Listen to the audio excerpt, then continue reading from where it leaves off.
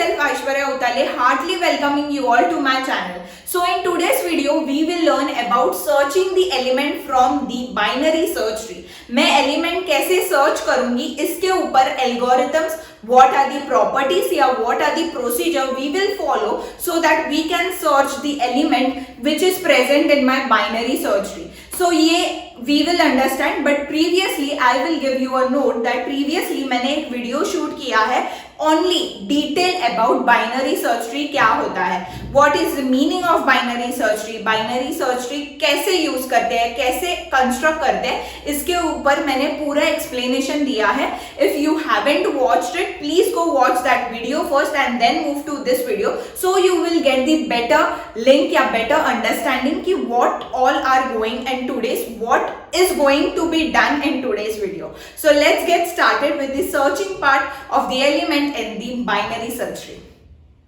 Let's begin with the search algorithm, how to find the element in my binary search tree. But before getting start with the searching algorithm, let us begin with थोड़ा giving a brief explanation about binary search tree क्या होता है. Okay, so binary search tree is more about numbers. अभी तक जितने भी मैंने binary tree का जितना भी explanation दिया है, उसमें मैंने alphabets या letters लिखा है to denote the particular binary tree, right? But in this binary search tree, we are totally depend on numbers. ये जैसे मेरे numbers या जैसे मेरी sequence है number, वैसे मेरा binary tree grow होगा या construct होगा. Understood? But now let's find या let's explain the what is the definition of binary search tree. So the definition is, अगर मैं एक node पर हूँ और उसकी value है 30, तो 30 के left में जितने भी nodes होंगे, that means 30 का जो भी लेफ्ट सब ट्री होगा उसकी वैल्यू हमेशा लेस होगी 30 से. ओके, एंड उसका राइट साइड या राइट सब ट्री होगा उसकी वैल्यू हमेशा ग्रेटर होगी 30 से. Understood?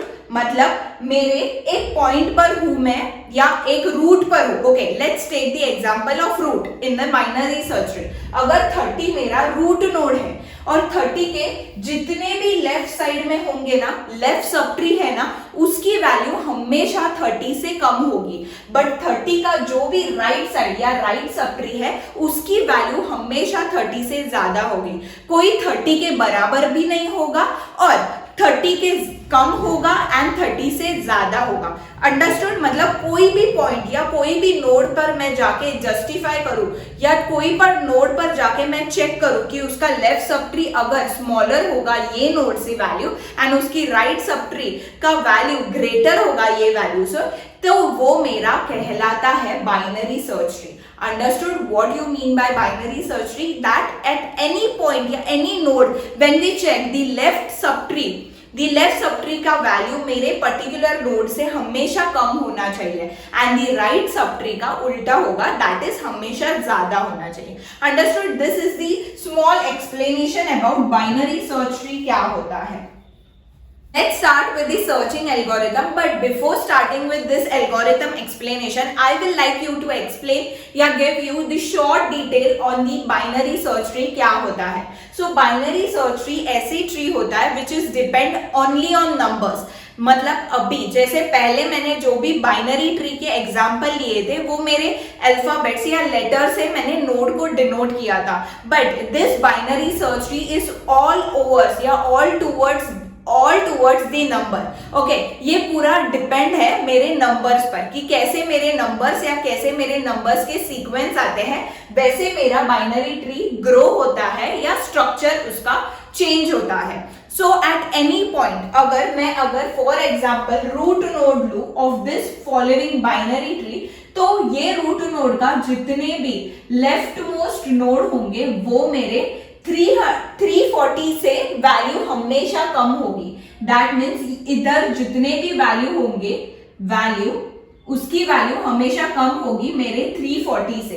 And to the right side the right subtree जो भी होगा उसकी वैल्यू हमेशा ग्रेटर होगी मेरे 340 से। Understood what you mean by binary search tree? That at any point अगर मैं 280 भी लूं तो 280 का जितना भी लेफ्ट साइड या लेफ्ट सब ट्री होगा उसकी पूरी वैल्यू 280 से कम होगी and the right sub tree की वैल्यू 280 से ज्यादा होगी। Understood? Now let's begin to the explanation part of this following searching algorithm. Okay, तो ये सर्चिंग एल्गोरिथम में first line denotes that binary search tree t, x. What is t? T denotes your binary tree, मतलब tree. Okay, and x denote the element you have to search. The element you have to search. Okay, now I will explain you condition by condition, then we will execute by taking one example. Okay, now let's begin with the root node. अगर मुझे कोई भी binary tree में मेरा element find out करना है तो मैं कोई भी नोड पर नहीं जाऊंगी। जैसे मैं बोलूंगी कि मैं लीफ नोड से स्टार्ट करूंगी या मैं कोई भी इंटरनल नोड से स्टार्ट करूंगी, नो। मैं पहले क्या करूंगी, मेरे पॉइंटर को या मेरा जो भी सर्च पॉइंटर होगा उसको मैं हमेशा रूट नोड पर रखूंगी, बिकॉज ये सबका पेरेंट है, राइट? तो मैं उसके ऊपर मेरा पॉइंटर रख दूंगी so that I can easily search the element. Understood? Now moving forward अगर मुझे पता है कि मैं पहले जो भी एलिमेंट मुझे सर्च करना होगा तो मुझे पॉइंटर इनिशिएट करना होगा, तो ये पॉइंटर मैंने क्या बोला, ये पॉइंटर मेरा हमेशा रूट नोड पर रहेगा। ओके, कोई भी बाइनरी सर्च ट्री लो उसका हमेशा रूट पर ही मैं पहले पॉइंटर रखूंगी। Now before putting this pointer मैं पहले बाद में चेक करूंगी कि ये पॉइंटर की वैल्यू तो नल नहीं है। अगर उस पॉइंटर की वैल्यू नल है दैट मीन्स मेरे जो रूट नोड की वैल्यू ही 0 है, तो मेरे को पता है कि पूरा मेरा जो भी ट्री है उसकी वैल्यू नहीं है, या मतलब मेरा पूरा ट्री ही एम्प्टी है, तो मैं आगे नहीं बढ़ सकती। तो मैं लूप के बाहर आऊंगी और मैं प्रिंट करूंगी कि element doesn't exist. Understood? Now moving to the second line, जब भी मैं चेक करती हूँ कि मेरी पॉइंटर नल नहीं है, अगर मेरा पॉइंटर नल होगा तो मैं ये व्हाइल लूप के बाहर निकलूंगी और मैं सीधा प्रिंट करूंगी कि एलिमेंट डजंट एग्जिस्ट। बट अभी मेरा नोड या कोई भी वैल्यू अगर मैं पॉइंट या मैं पॉइंटर रखती हूँ मेरे रूट नोड पर, तो मैं ऑब्वियसली चेक करूंगी ना। जैसे मैं पहले कस्टमर या प्रोड्यूसर का प्रॉब्लम था उसमें मैं चेक करती थी, राइट, कि मेरा कस्टमर है मतलब मेरे एलिमेंट्स है so that customer can pick up, बराबर मेरे एरे में एलिमेंट्स है so that my customer can pick up the element. So पहले मैं हमेशा condition, the worst condition check करूंगी। What will be the worst condition? That पूरा बाइनरी सर्च ट्री मेरा एम्प्टी है, तो पॉइंटर रख के क्या फायदा, इसलिए मेरे पॉइंटर वो एग्जीक्यूट नहीं करता और बाहर आता है। अंडरस्टूड? दी सेकेंड लाइन क्यों मैंने रन किया पहले ही व्हाइल लूप के। नाउ मेरा पॉइंटर नल नहीं है मतलब मेरे ट्री मतलब मेरा ट्री है या मेरे ट्री को कोई तो एलिमेंट्स है जो मैं सर्च कर सकती हूँ, राइट? तो मैं पहले कंडीशन पर आती हूँ। इफ मैं मेरे पॉइंटर पर ही रख देती हूँ, मेरा पॉइंटर जहां है वो नोड पर ही रख दिया मैंने pointer, that is my root node. अगर मुझे रूट नोड को ही सर्च करना है मतलब मेरा जो रूट नोड की वैल्यू है वो ही मेरी x की वैल्यू है, तो मैं वो ही रूट नोड का वैल्यू रिटर्न करूंगी मेरे आंसर में, बराबर।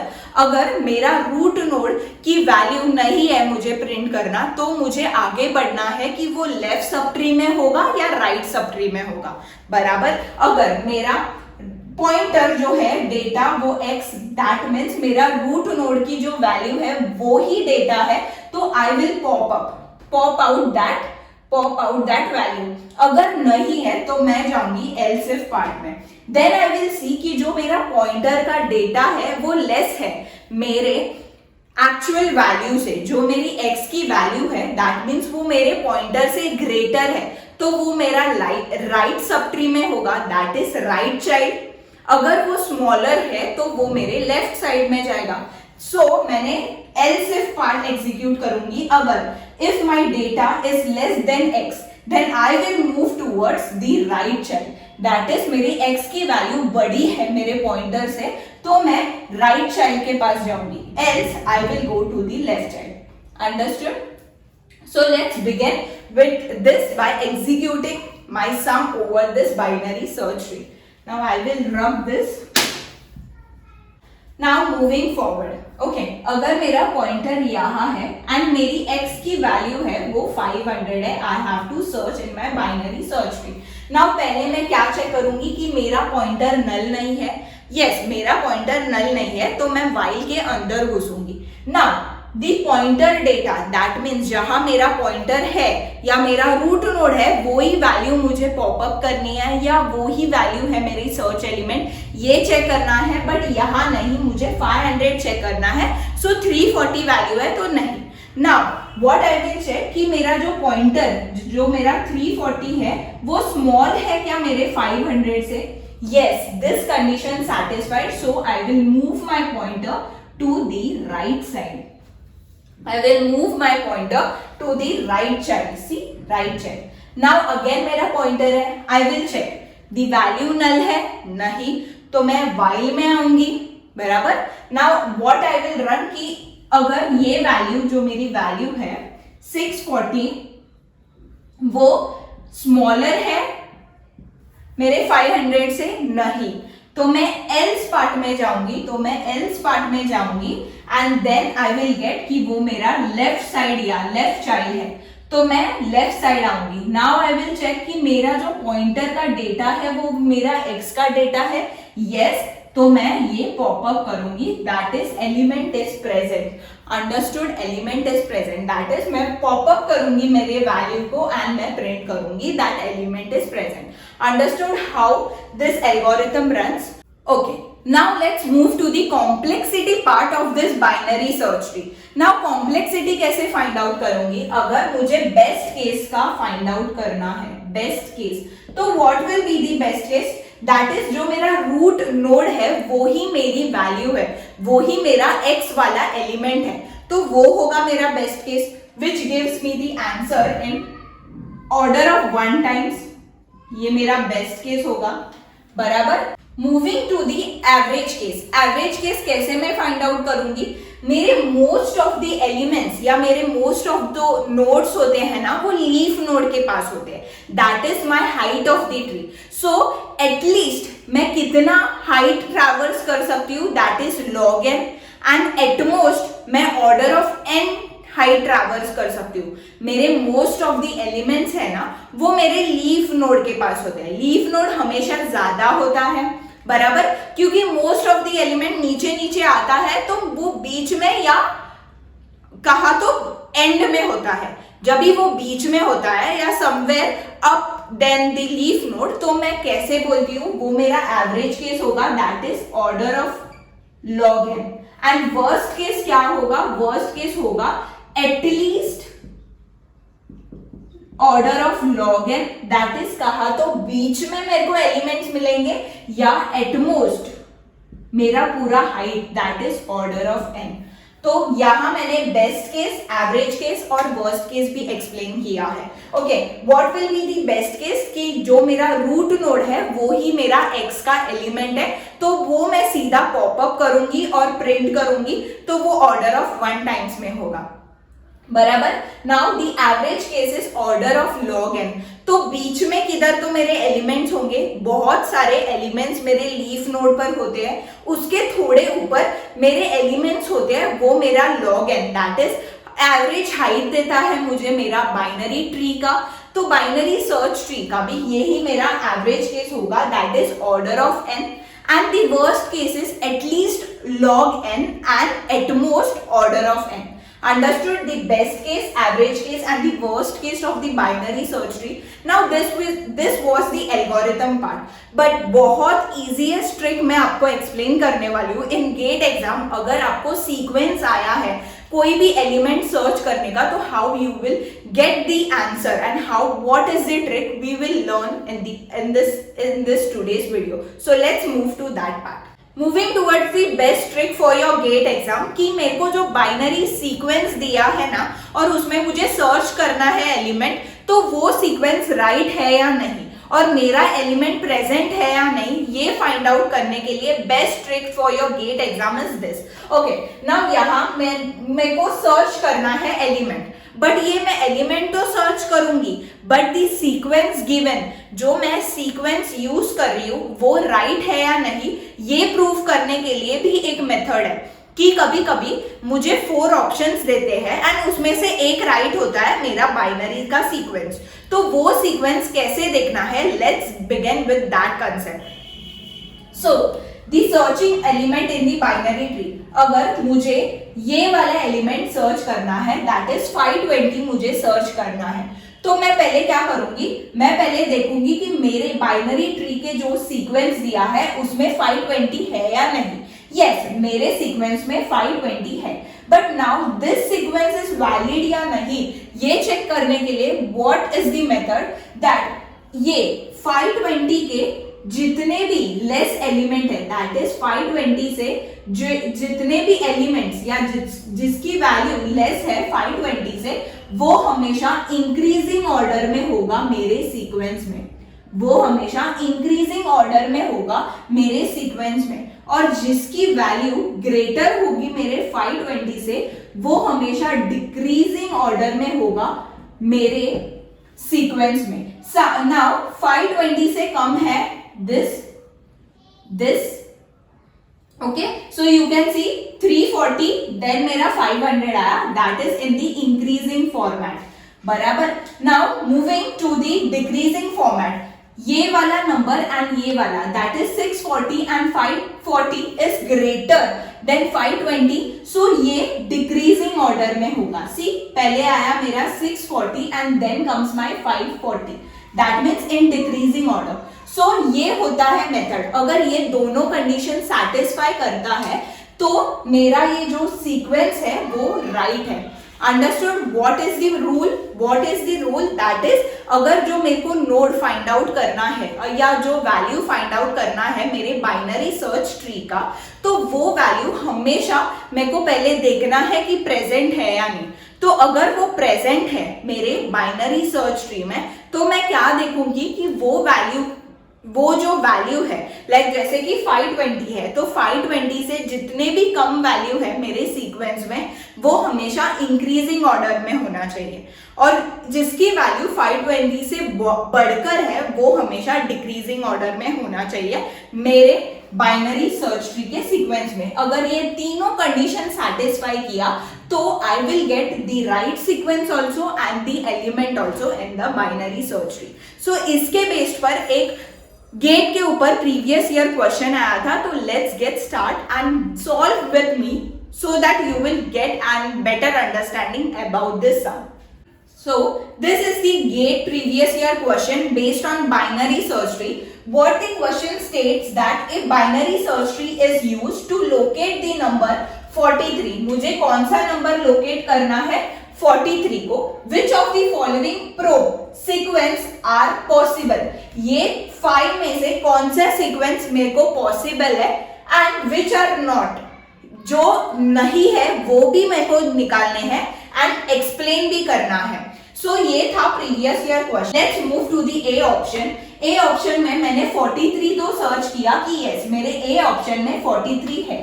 तो what are the two condition I have to satisfy कि जिसकी जो वैल्यूज है मेरे सीक्वेंस में, जिसकी वैल्यू लेस है मेरे 43 से, वो इंक्रीजिंग ऑर्डर में होनी चाहिए, एंड जिसकी वैल्यू बड़ी है मेरे 43 से, वो डिक्रीजिंग ऑर्डर में होनी चाहिए. बराबर. तो मैं पहले चेक करूंगी कि क्या क्या वैल्यू मेरे 43 से कम है. तो what are the value, the value is 14, 17 and 40. तो ये तीनों भी इंक्रीजिंग ऑर्डर में है. 14 उससे बड़ा है 17, उससे बड़ा है 40.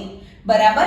दैट मीन्स ये स्मॉलर नंबर है जो 43 से, वो इंक्रीजिंग ऑर्डर में है. ये कंडीशन सेटिस्फाई हुआ. Now let's check the second condition. तो स्मॉलर नंबर क्या है 61 and 52 which are in the decreasing order. पहले 61 है, then 52 है, and then कम है, that is 43. That means मेरा सेकेंड कंडीशन भी सेटिस्फाई हुआ. That means मेरा ए वाला है वो ऑप्शन करेक्ट है, वो ऑप्शन करेक्ट है. Okay, now let's move to the B option. B option states that first 2, 3, 50, 40, 60 and 43. 43 तो प्रेजेंट है भाई, तो मैं क्या चेक करूंगी कि वैल्यू 43 से जो कम है वो इंक्रीजिंग ऑर्डर में होनी चाहिए. दैट इज 2 है, 3 है एंड 40 है. और यस, ये तीनों भी इंक्रीजिंग ऑर्डर में है. But let's check the decreasing order part. पहले मेरा 50 है, देन मेरा 60 है. ये तो इंक्रीजिंग ऑर्डर में है, बराबर. 50 एंड 60 मेरा 43 से बड़े नंबर है जो कि हमेशा डिक्रीजिंग ऑर्डर में होनी चाहिए. बट पहले मेरा 50 आया, देन मेरा 60 आया, which is the increasing order.